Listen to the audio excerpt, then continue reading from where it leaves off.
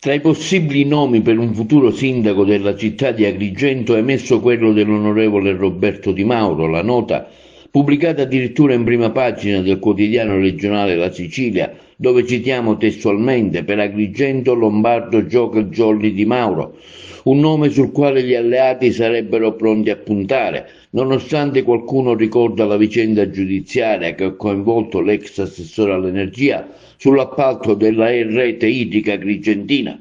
Un tavolo regionale per le candidature in Sicilia si è svolto a Palermo nel fine settimana, alla presenza dei segretari del centrodestra Luca Sbardella per Fratelli d'Italia, Marcello Caruso per Forza Italia, Fabio Mancuso per Grande Sicilia, Massimo Dell'Utri per Noi Moderati, Totò Cascio per la Democrazia Cristiana, Nino Germanà per la Lega. Al tavolo non era presente l'UDC, a quanto pare escluso.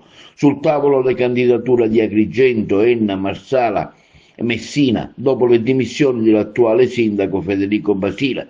Questo incontro, hanno detto al termine i rappresentanti delle forze politiche, ha confermato la volontà e l'impegno di tutti i partiti per un percorso unitario in tutti i centri interessati al voto in Sicilia, individuando candidature d'alto profilo politico e amministrativo. Ad Agrigento già da qualche settimana filtrano i nomi dell'ex vice sindaco del tempo di Zambuto, che poi ne prese l'incarico a seguito delle sue dimissioni, del chirurgo Pietro Luparello, spalleggiato sembrerebbe dall'onorevole Lillo Pisano.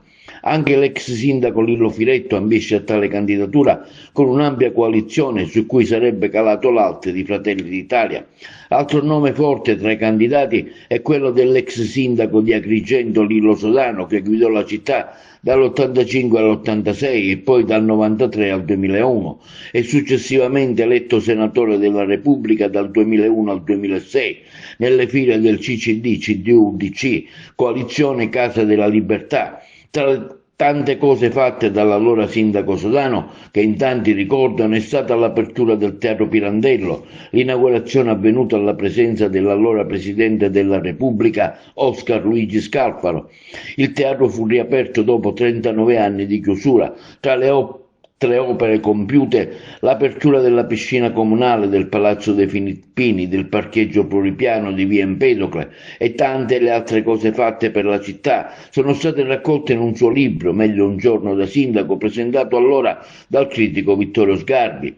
Sodano è ricordato in particolare per la pulizia della città nel suo periodo. Le candidature dell'ex sindaco Sodano è ben vista da tanti cittadini che lo ricordano sempre presente nei vari quartieri agrigentini a seguire giornalmente le istanze dei tanti cittadini. Una figura temuta dai vertici della politica agrigentina e che potrebbe mettere in seria difficoltà ogni probabile altra figura che vorrebbe aspirare alla carica di primo cittadino di Agrigento, capitale della cultura 2025, un'occasione purtroppo andata persa per la collettività agrigentina e che, nonostante siano stati sperperati milioni di euro, il risultato è stato un vistoso calo di presenze turistiche in città.